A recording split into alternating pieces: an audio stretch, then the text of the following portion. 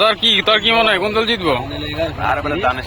100% sure একবারে একদম। যাক আমি চাই জিতুক, পরে জামায়াত জিতুক, আমি চাই না। ছেড়ে দিব কিন্তু এটা তুই চাই না? সিরিয়াস একবার ছেড়ে দিব কিন্তু। জামাত চাই না আমি। জামাই যদি পাস করে আমি নিয়ত করছি জুব্বা একটা লাগামো, টুপি একটা পরবো, হুজুর হয়ে যাবো।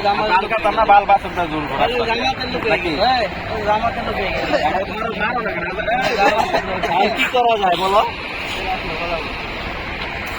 কেউ জিতুক আর না জিতুক, আমাদের এলাকায় এস এম জাহাঙ্গীর জিতবে।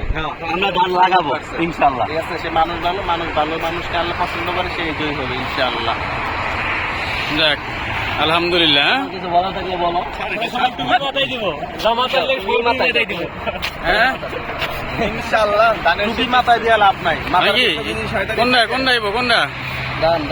কোনটা নিঃসন্দেহে, এতে কোনো সন্দেহ নেই। যাক কারণ টুপিওয়ালার আইলে মাথার টুপির নিচে শয়তান থাকে, বুঝলে সমস্যা।